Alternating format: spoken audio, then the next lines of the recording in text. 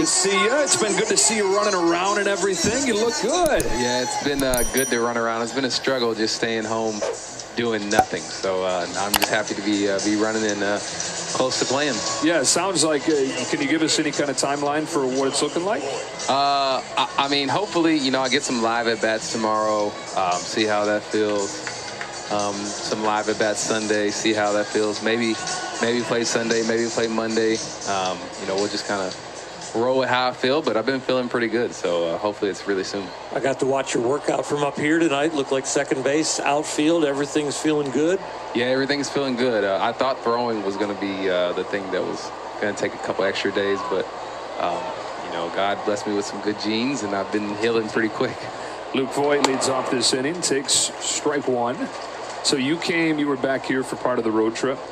Yeah, just to get the rehab going? Yeah, just to get the rehab going, and that was probably some of the most boring days of my life.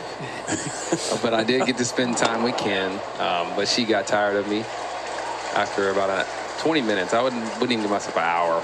20 minutes? 20 minutes, she was over it. I tried to shoot pool with her, tried to play golf, anything she wanted to do. Right. Now, these sound like things that you want to do. Yeah, it was what I wanted to do, for sure. I'm just trying to introduce her to things that I like doing. But maybe that's why I only lasted 20 minutes. A strikeout for Tony Gonsolin.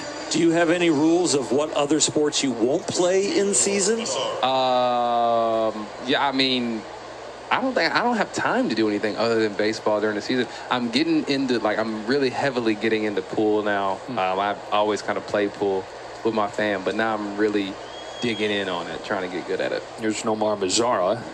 You following people on Instagram to get the tips? Mm-hmm. Yeah, I do that too. The phones listen, and I started talking about pool, and now my feed is just all pool. So weird, isn't it? Yeah, it is what it is, though.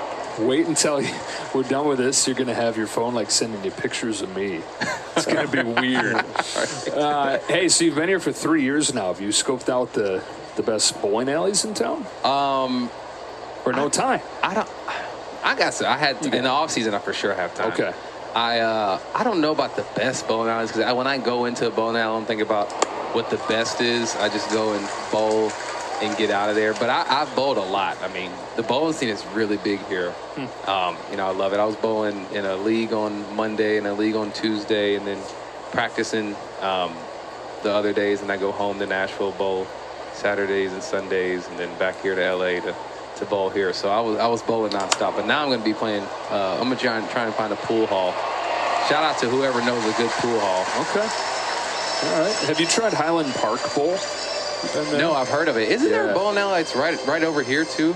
Probably. Yeah, whatever. But no, I've never heard. I mean, I've heard of it, but I haven't been. I need to go. Next time you're around your phone, mention the word billiards, and you might get better people to follow. You know what? I've been saying pool. Yeah, you've been saying pool, and you're just going to get like the trick shot guys. But if you want to get better at playing the game, you got to get into billiards. Maybe I need to just start calling it billiards, and I should get better. Yeah, that's it. Yeah. Does that work with baseball? I'm going to just start calling it baseball. Let's see. I don't know. I like, though, how you kind of subtly hear Oral saying we all got to get together and come up with a way to outsmart our phones. Like, we're going to beat the phone at its own game. Well, whenever you guys do, let me know so I can figure that out. Fly to left field for Taylor. Hey, that was really fast. Can we bother you to stay for another half inning? Yeah, I'm in. All right, man. Now, you stuck around for us, but if Tony Gonsolin keeps going like that, he might demand that you stay on headset and just finish the game with us. I'll do what I can for anything for us to win. He's been awesome, hasn't he? Yeah, he's been great. I faced him in live, I want to say, it may have been my first year, maybe my second year, and I was like, this dude is nasty. Like, his stuff is really good. He just wasn't throwing enough strikes. And I'm not taking credit, but I just told him, man, just throw strikes. Like, I mean, they're not going to hit it. And, since he's been throwing strikes, he's been unhittable. Max Muncy leads off this inning, strike one. Then on the flip side, the guy on the mound, Snell, has amazing stuff too, but he struggles at time with his command. Yeah, and that's exactly it. But he kind of gets away with it because his stuff is so good. Obviously efficiency wins more times than not. And so, that's why Tony's been so good. You got Max Muncy at the plate here. Max homered for the Dodger run last inning.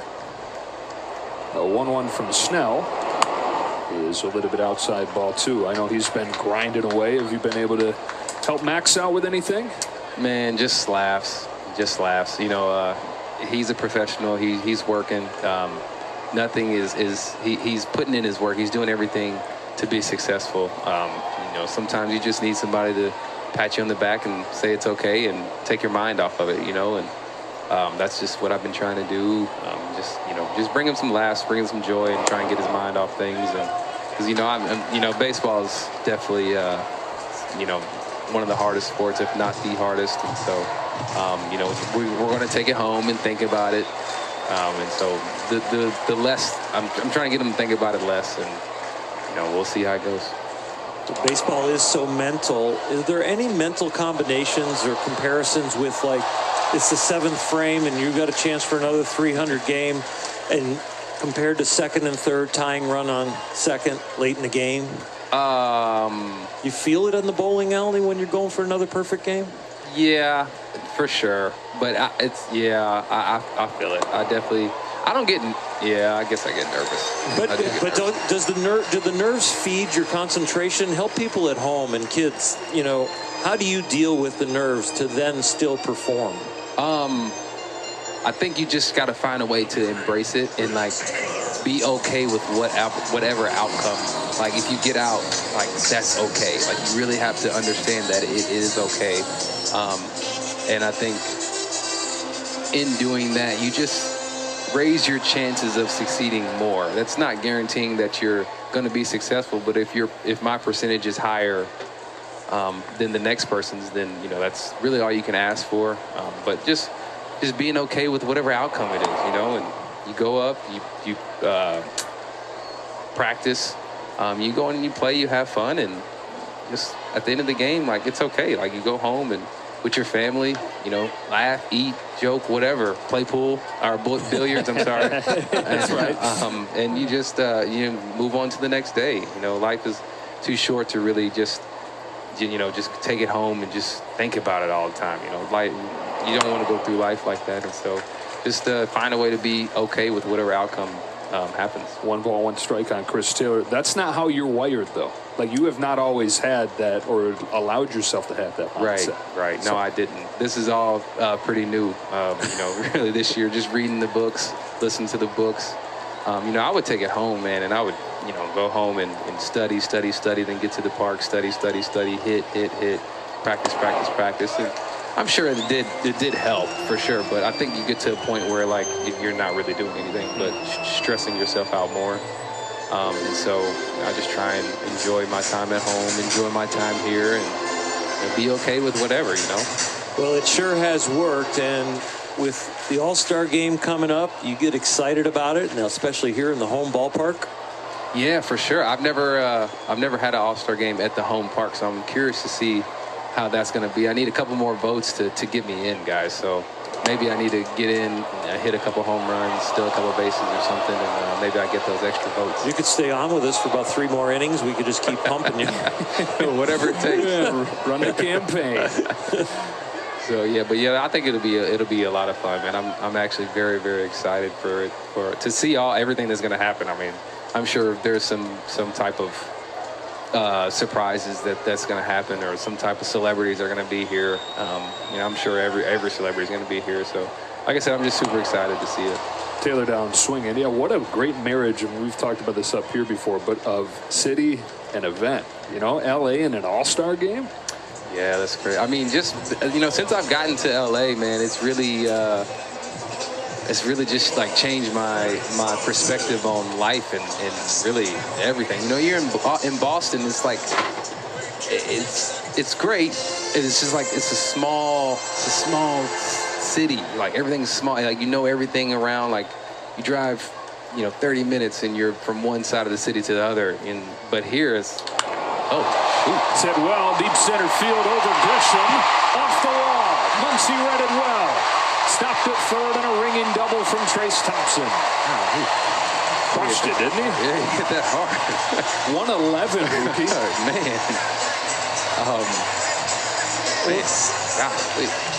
Well, Mookie, speaking of hitting it hard, when you went through your swing change, were there any thoughts in the back of your head that I'm not the guy that's big in stature? Should I really be making this change to become a different hitter and hit for power? Yeah, absolutely. I think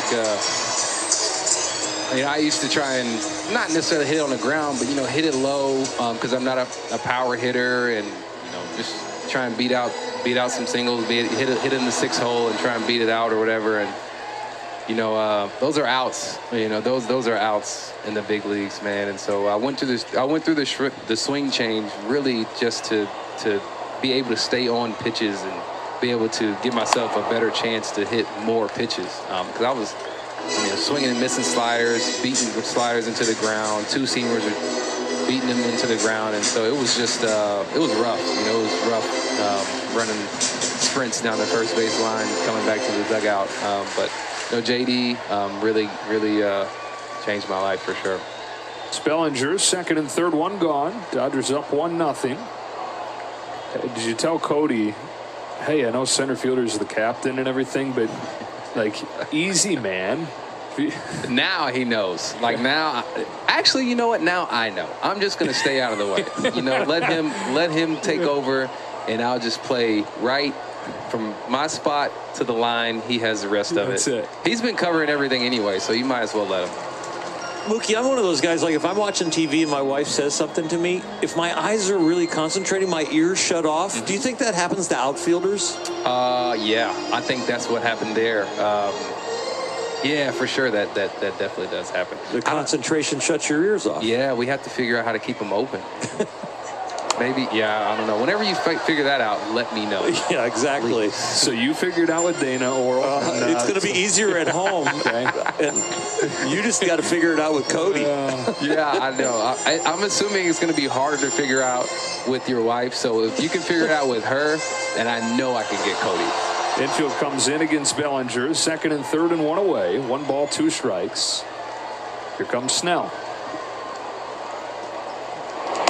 Got him with a high fastball. My phone is right in front of me, so I'll probably get tips from the internet pretty soon. Oh, yeah. Mm-hmm. Oh, yeah, you're right. You're right. By the end of the game, I'm sure I'll have some as well. You've played as part of some really good defensive outfields. You and Jackie Bradley running around in Boston. We talk all the time about the ground, and you just mentioned it, that Bellinger covers in center field. I mean, those long strides, does it look to you how it does to us from up here that he just covers everything? Yeah, typically when it goes up in the air in the center field direction, it's pretty much out. I mean, it's unless you hit it like Trace, just hit it. I mean, it's pretty much out. And he's so good around the wall, keeping himself from running into the wall and jumping and making the catches, making everything look smooth. I mean, he's really good, man. I don't even think he knows. He may, but I don't think he really knows how good he is in the center. 1 ball, 1 strike on Barnes. You were one of the best throwing outfielders in baseball. Were you just amazed at the Chris Taylor throw the other day? That was a really good throw. That was, yeah. Going away from his arm? Going towards the line. And honestly, it was a really good play on this end with Smitty with the pick. That's a tough play for a catcher to pick and tag. So it was a really good play all around. It was huge. Don't know as he's got against Trent Grisham. Second time he's gotten him at home. Hey, sometimes you just got a guy. Grisham is CT's guy. Yeah. 2-1. Barnes trying to come through with 2 gone here in the 4th. Hey, do we do C's on the jerseys anymore? We got to get Barnes a C on his jersey. Yeah, he's the captain? He's the captain. He is the captain. We got to get him a C on his jersey. I don't know how we can make that happen, but we need to. And how and when did that happen? I'm not sure any of those answers, but I do know he's the captain. Okay. I can find out and let you know those answers, but yeah, he's definitely the captain. Man, he's so good behind the plate and everything. And he's hilarious. Yeah, Barnes is the captain for sure. He's pretty intense, isn't he? Yeah, he is. He's like intense, but he's funny at the same time. Like he'll say a joke and not laugh, so you don't know whether to laugh or not. Well, 3-2 on him. See what happens here. Okay. Good swing. Trying to think if anybody has the C patch. I mean, there's the whole thing. I think it's. I don't think it's a thing anymore. You can't. Can you not do it? I don't know. We're gonna find out. Please, because if we can, he's gonna have one. Mookie, you know what you need to do? Get a Sharpie and write it on his spikes. On the spikes. Yeah. I didn't even think about that. Yeah. You know what? I'm doing that. It's a little locker room joke. He'll be looking down like, why is this C on my spikes? There's no way he sees it because he's too locked in. Like on the days he plays, he's too locked in. He won't pay attention to it. You think you can get it done before the end of the game? Ooh, that's asking. On his feet? Yeah. Or maybe on his shin guard. Yeah. So that we can pick it up with the low first base camera. He's coming. We got to talk quietly. I don't think now. Okay. Mookie, this is fun. I'm glad to hear that you're headed in the right direction. Can't wait to see you back out there soon. See you guys. Thanks, Mook.